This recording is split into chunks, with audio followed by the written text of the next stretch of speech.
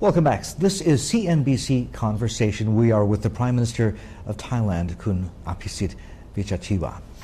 We left off talking about ways to save the economy. We've talked about, you've talked about the stimulus package. I know there are also some tax tweaks as well. What else, what more can or should be done? What is in the works? What about privatization? Well, actually, we have, first of all, Plan B. Our annual budget cycle begins in October. And what we've done in terms of the mid-year budget has to be within the constraints of the law concerning how big a deficit we can run.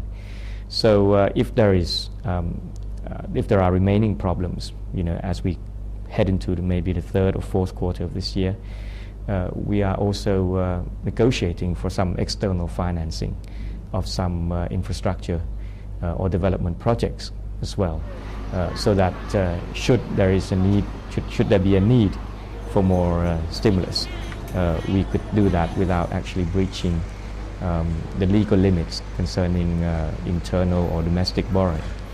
But looking beyond that, you mentioned privatization.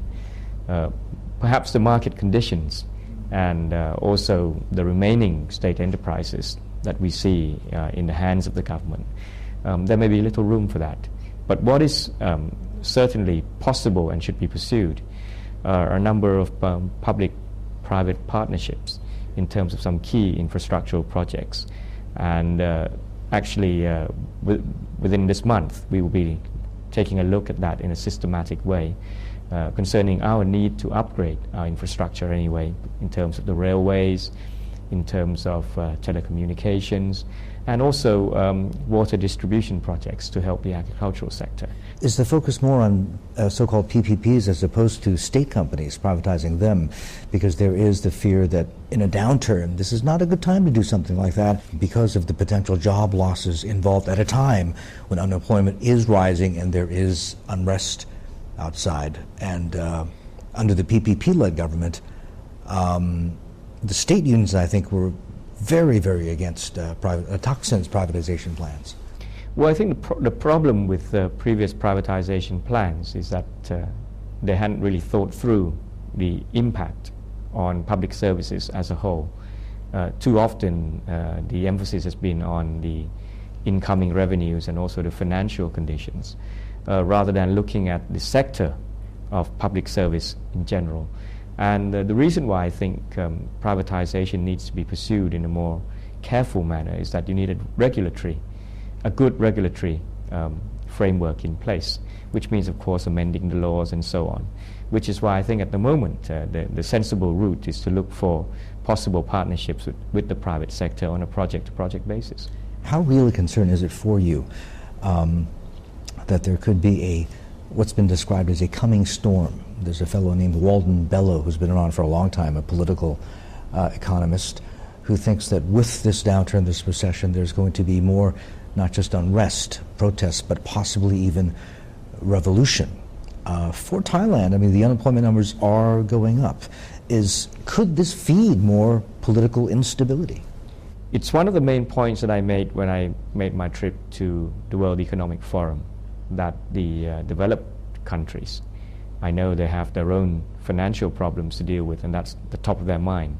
But it's important to recognize that a lot of developing and emerging economies, through no fault of their own, are now being affected rather badly, especially those very open economies.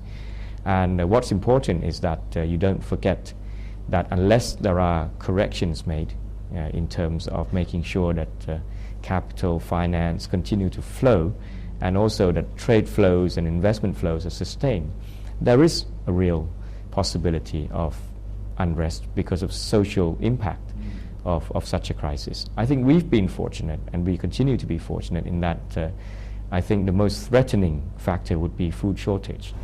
But that's where Thailand is fortunate, because we have been a food exporting country and will continue to be a food exporting country. I understand that some unemployment benefits to people are conditioned on them returning to their provinces, to their villages, meaning you get the money only if you go home as opposed to stay in the urban areas in the city. We have a fairly diverse scheme. What we want to make sure is that when people become unemployed and governments try to run training programs, we don't want a sort of generic training programs after which these people cannot find jobs. So what we want to do is to make sure that the training actually provides the skills and already has clear targets about what people can do with these skills once they leave the training program. And one of the possibilities clearly is that we could use this as an opportunity to restructure our own economy rather than having a big concentration in urban areas. Let's talk about Thailand now in a post-Bush, the new Obama world. His Secretary of State Hillary Clinton is on the way to Asia. Conspicuously, to some people, Thailand is not among her stops.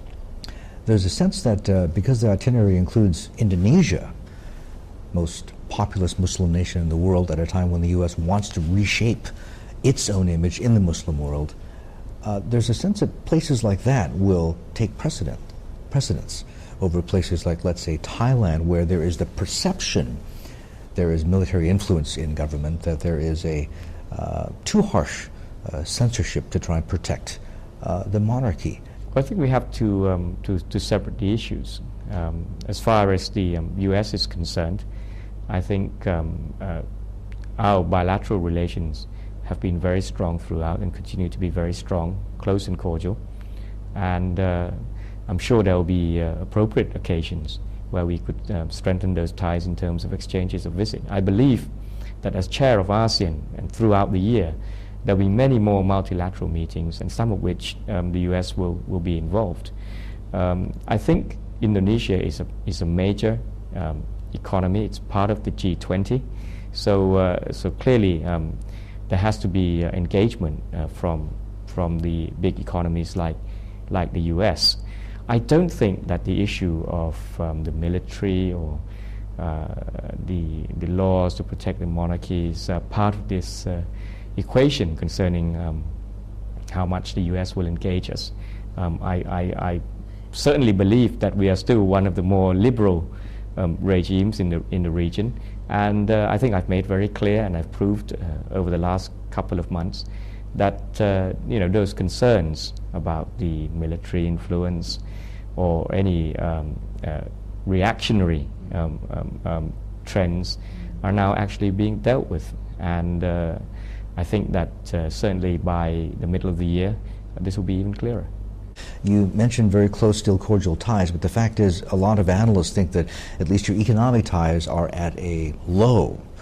The USTR, U.S. Trade Representative, has put Taiwan on its most watched list because of alleged intellectual property rights violations.